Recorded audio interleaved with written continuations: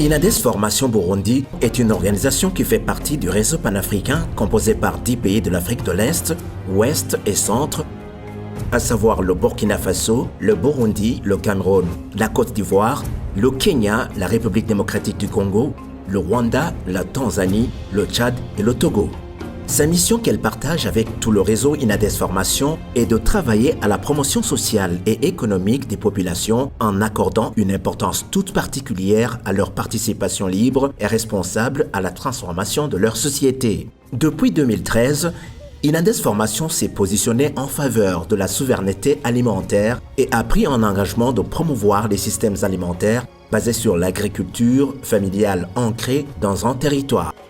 C'est dans ce cadre qu'a vu le jour le programme portant sur la valorisation des vivres de souveraineté pour une alimentation suffisante, saine et durable des populations des provinces de Kirundo et de Cibitoke. Inades Formation Burundi a retenu comme vivre de souveraineté le sorgho, car le sorgho peut être consommé sous forme de pâte, de bouillie ou de la bière, et ses graines également peuvent être consommées à la place du riz. À Cibitoke, Jeanne est parmi de ceux qui prennent part de la culinaire du sorgho. Ce n'est pas seulement un plaisir pour elle, c'est aussi un formidable outil d'influence culinaire pour sa famille et ses voisins. Jeanne a voulu nous partager sa passion, la préparation des graines de sorgho et les graines de haricots. Elle cherche le haricot et le sorgho qui vont servir à préparer le mets et fait un triage. Ce procédé consiste à faire le vannage pour enlever les mauvaises graines et toute impureté qui se trouverait dans le haricot et le sorgho. Elle fait le lavage du haricot et commence par cuire le haricot car il prend beaucoup plus de temps que le sorgho.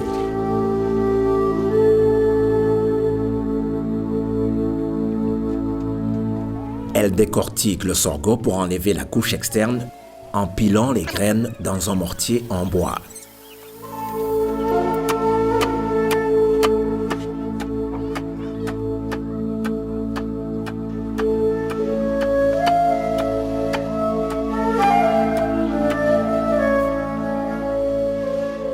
Elle refait encore une fois le vannage pour éliminer parfaitement les débris.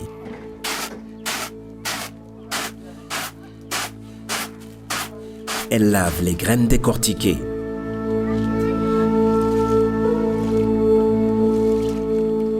Quand l'eau de cuisson du haricot commence à changer de coloration, elle ajoute le sorgho.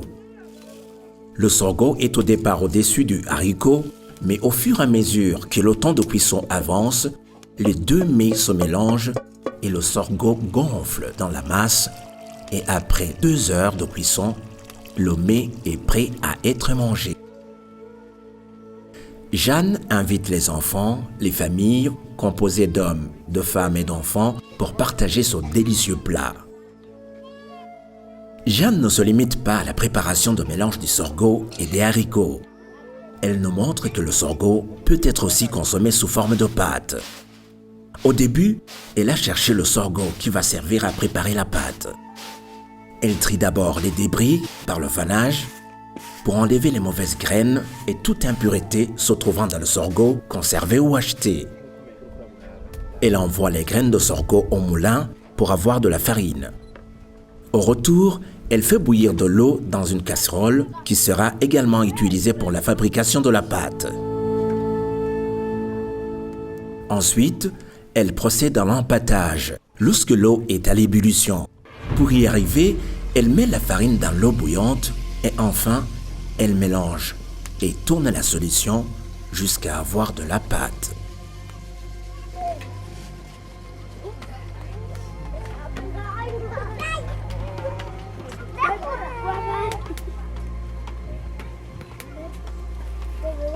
La pâte est accompagnée par un mélange de grains de haricots et de légumes de haricots préalablement prévus avant la préparation.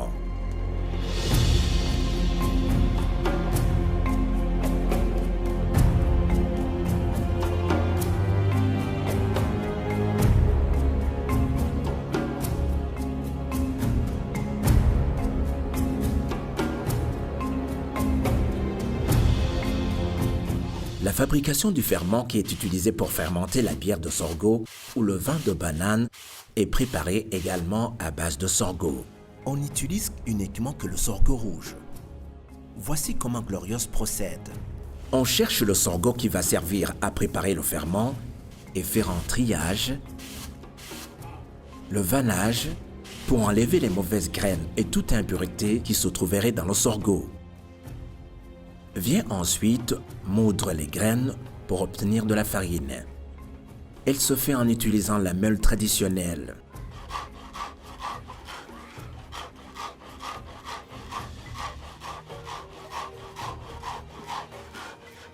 On cherche le vin de banane de bonne qualité. On mélange de la farine avec du vin de banane.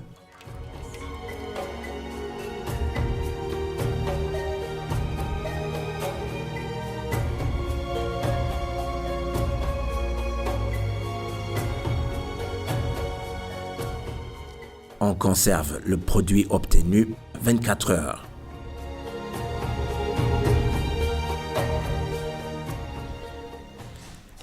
« 24 heures après, le séchage du ferment se fait au soleil 2 à 4 jours selon l'intensité du soleil avant son utilisation.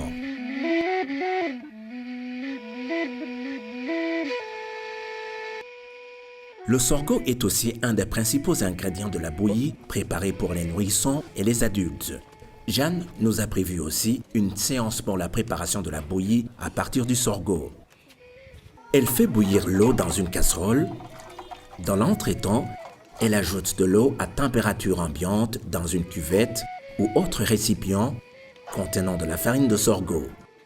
Elle mélange jusqu'à ce que la farine soit dissoute dans l'eau. La dissolution peut se faire à l'aide d'une cuillère ou à la main dûment lavée. Elle transvase la solution homogénéisée et continue à remuer jusqu'à obtenir de la bouillie.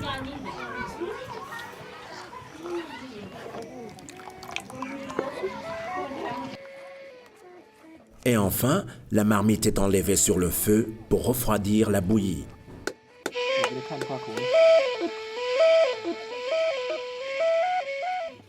À Kirundo, la population utilise le sorgho pour fabriquer la bière qu'on appelle imeke. On n'utilise uniquement que le sorgho rouge. Gloriose, originaire de la colline Bugabira, est brasseuse de la bière de sorgho. Voici le produit qu'elle va nous présenter. C'est ici que commence la fabrication de la bière de sorgho. Gloriose doit tamiser le sorgho pour enlever les débris avec une sorte de tamis en fibre tressée. Vient ensuite la pré-germination.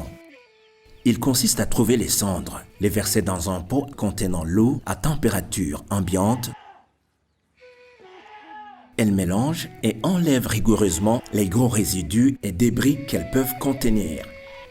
Le mélange est ensuite versé dans un pot contenant les grains de sorgho rouge tamisés. Cette étape dure 24 heures, mais Gloriose doit se souvenir qu'à chaque 2 heures, elle doit y retourner pour encore mélanger parfaitement les cendres et les grains de sorgho.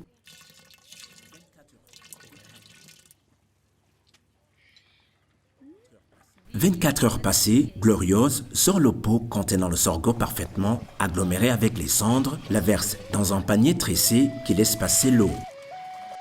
Une façon d'égoutter les grains de sorgho. Le sorgho égoutté est déplacé dans un autre panier couvert par les feuilles de bananier, puis enfermé. «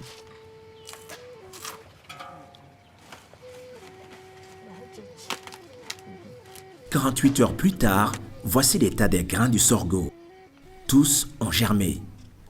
Le sorgho a la couleur noire et les germes ont la couleur blanche. Après l'égouttage vient le tourraillage et le dégermage. Gloriose disperse les grains de sorgho sur une bâche au soleil pour les sécher et 1 heure plus tard, elle pile doucement les grains dans un mortier en bois. Chaque fois qu'elle termine, elle verse les grains sur un tamis et fait le vannage en soufflant les germes. Maintenant, il est l'heure de transformer les grains en farine servant au brassage. Gloriose utilise la meule de pierre, un objet technique traditionnellement en pierre qui permet le broyage, la trituration, le concassage ou plus spécifiquement la mouture des grains. Cette étape demande à Gloriose un véritable effort. Difficile de la terminer sans s'épuiser.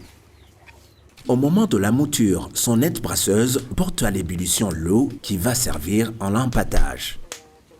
Mais avant d'entamer ce procédé, Gloriose nettoie le pot en terre et son aide brasseuse nettoie une planche sous forme de saguet.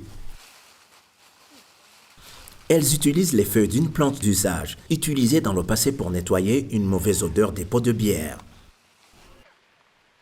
Il faut immerger la farine dans l'eau, la tourner, jusqu'à obtenir une pâte qui est agglomérée. Ce type de travail demande beaucoup de force physique et la plupart des fois, il est fait par les hommes.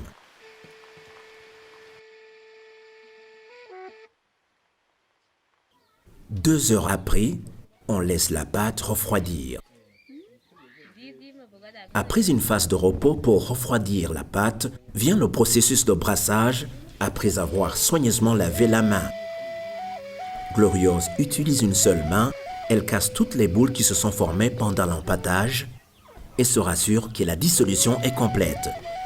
Alors, elle ajoute du ferment. C'est ce ferment qui va accélérer la fermentation.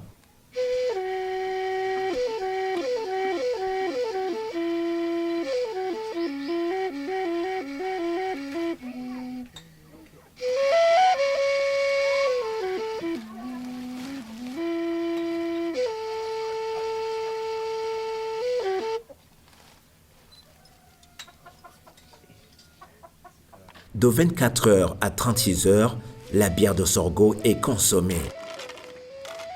Le sorgho renferme en son sein des sels minéraux et les fibres indispensables au bon fonctionnement de l'organisme humain. Au niveau social, la bière de sorgho est au centre des cérémonies de remise de dot, de mariage, levée de voile, baptême des enfants et dans d'autres cérémonies familiales.